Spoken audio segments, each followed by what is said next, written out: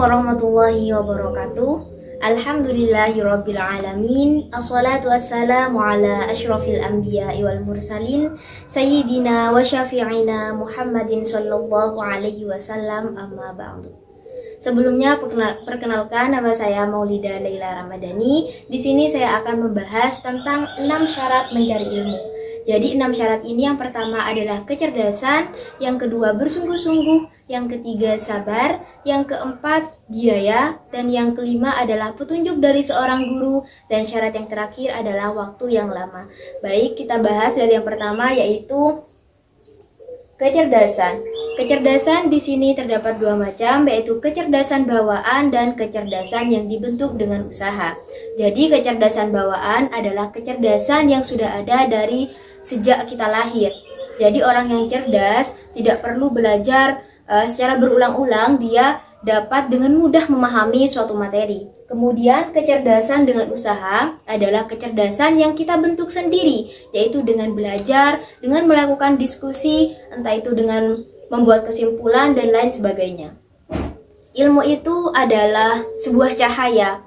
Jadi dalam menuntut ilmu, usahakan kita dalam keadaan suci, menggunakan pakaian yang bersih, kemudian memiliki wudhu. Dan sebaliknya, kebodohan lebih dekat dengan sesuatu yang bau, dengan yang kotor, dan sesuatu yang maksiat. Jadi, usahakan ketika kita mencari ilmu, kita harus menjauhi segala yang maksiat agar ilmu yang kita dapatkan tidak hilang dengan begitu saja. Kemudian, syarat yang kedua adalah semangat atau sungguh-sungguh. Sebuah pepatah mengatakan, manjadda wajada. Siapa yang bersungguh-sungguh maka ia akan mendapatkan. Jadi dalam menuntut ilmu kita harus memiliki niat untuk menuntut ilmu, memiliki niat yang benar. Jadi kita harus fokus dalam menuntut ilmu dan kita tidak boleh bermain-main dalam menuntut ilmu.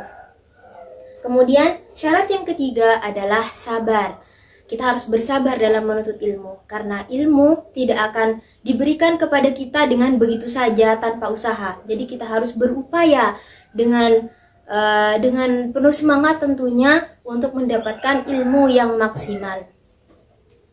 Kemudian syarat yang ketiga adalah biaya. Untuk mencari ilmu kita membutuhkan suatu pengorbanan, entah itu pengorbanan waktu dan pengorbanan harta. Seperti yang dilakukan oleh Imam Malik, beliau sampai menjual penyangga atap rumahnya hanya untuk menuntut ilmu, sebagai biaya menuntut ilmu. Adapun seorang ulama yang sampai menjual baskom-baskom ibunya sebagai biaya untuk menuntut ilmu.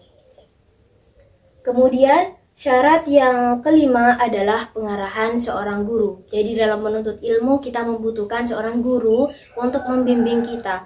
Bukan berarti kita tidak boleh belajar secara autodidak, akan tetapi jika kita hanya belajar secara autodidak, maka kemungkinan akan terjadi kesalahan dalam kita memahami suatu ilmu tersebut.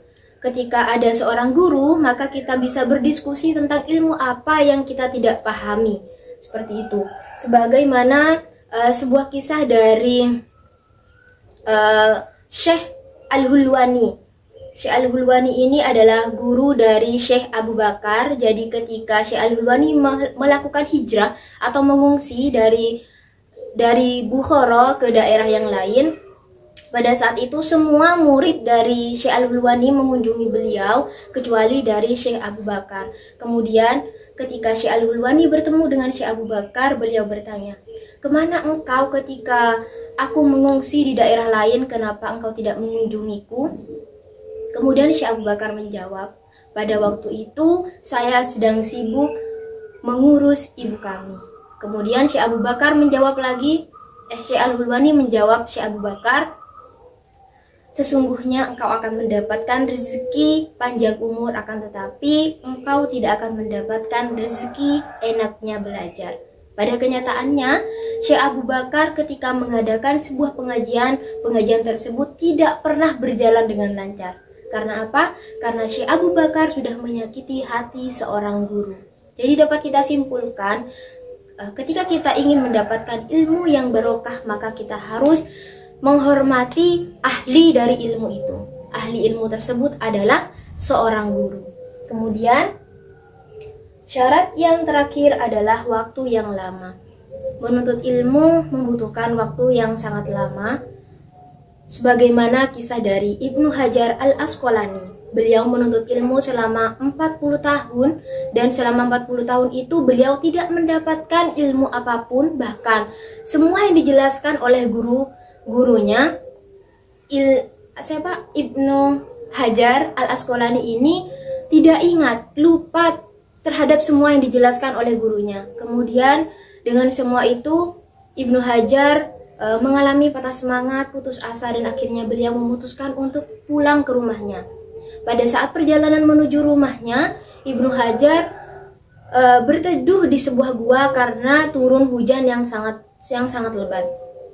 Kemudian Ibnu Hajar tertuju pada sebuah batu yang berlubang hanya karena tetesan air. Kemudian Ibnu Hajar menarik kesimpulan, batu yang keras saja bisa berlubang hanya dengan tetesan air yang lunak. Bagaimana dengan kepala saya yang kerasnya tidak sekeras batu? Tentu saja kepala saya akan bisa menyerap ilmu hanya dengan kegigihan saya dan kesabaran saya. Akhirnya Ibnu Hajar kembali ke madrasah atau ke pondok pesantrennya untuk menuntut ilmu lagi.